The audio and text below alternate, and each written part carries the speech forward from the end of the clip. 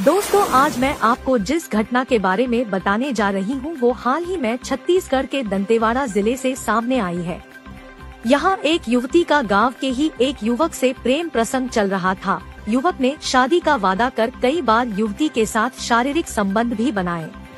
जब लड़की ने उससे शादी की जिद की तो वह टालमटोल करने लगा, जिसके बाद प्रेमिका ने थाने जाकर रिपोर्ट दर्ज करके प्रेमी को जेल भिजवा दिया। अब केस के संबंध में आरोपी की पेशी होने लगी। एक दिन पेशी के दौरान दोनों की मुलाकात हुई। प्रेमी ने प्रेमिका से कहा कि मुझे जेल से निकलवा दो, मैं शादी कर लूंगा। फिर जेल से बाहर आने के बाद वह फिर से प्रेमिका के साथ संबंध बनाने लगा, लेकिन अब तो वह प्रेमिका को प्रेग्नेंट करके भाग गया। चलिए पूरी घटना बताती हूँ। दोस्तों, यहाँ रोशनी नाम की लड़की का पड़ोस के रहने वाले सूरज नाम के लड़के से कई सालों से संपर्क था। पड़ोसी होने के नाते दोनों की एक दूसरे से बातचीत भी होती थी। पहले तो दोनों के बीच गहरी दोस्ती हुई, फिर धीरे धीरे ये दोस्ती प्रेम प्रसंग में बदल गई। इस दौरान प्रेमी ने प्रेमिका से शादी का वादा किया और प्रेमिका के साथ शारीरिक संबंध भी बनाना शुरू कर दिए। प्रेमी बिना शादी किए ही प्रेमिका के साथ शारीरिक संबंध बना रहा था। इस दौरान प्रेमिका ने प्रेमी से कई बार शादी करने की जिद की, लेकिन वह टालमटोल करने लगा, क्योंकि उसे बिना शादी के ही सब मिल रहा था।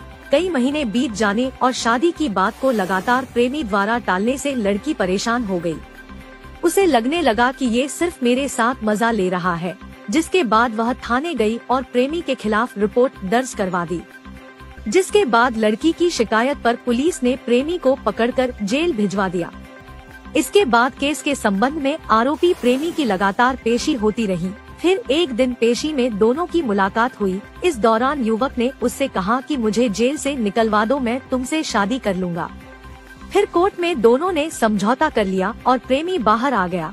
जेल से छूटने के बाद प्रेमी ने फिर से प्रेमिका के साथ शारीरिक संबंध बनाना शुरू कर दिए, लेकिन अब प्रेमिका के पेट में गर्भ ठहर गया और वह प्रेग्नेंट हो गई।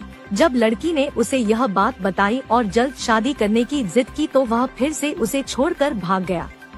जिसके बाद पीड़ित लड़की फिर थाने गई और धोखेबाज प्रेमी के खिलाफ रिपोर्ट दर्ज कराई। दोस्तों, पीड़िता की तहरीर पर पुलिस ने आरोपी को गिरफ्तार कर लिया और कोर्ट में पेश करने के बाद उसे जेल भेज दिया गया है। मैं बार बार यही आग्रह करती हूँ कि शादी से पहले किसी के साथ रिलेशन न बनाएं। अगर वह भी धोखेबाज निकला तो यही आपके साथ भी हो सकता है। आपके साथ साथ आपके परिवार की इज्जत पर भी दाग लग जाता है। आपकी वजह से आपके माता पिता, भाई बहन सबको जलीलियत उठानी पड़ती है। इसलिए शादी से पहले किसी के साथ रिलेशन न बनाएं। और लड़कों से भी मेरी विनती है, किसी के साथ ऐसा न करे। कल को अगर आपकी बहन बेटी के साथ भी किसी ने ऐसा किया तो आप क्या करेंगे?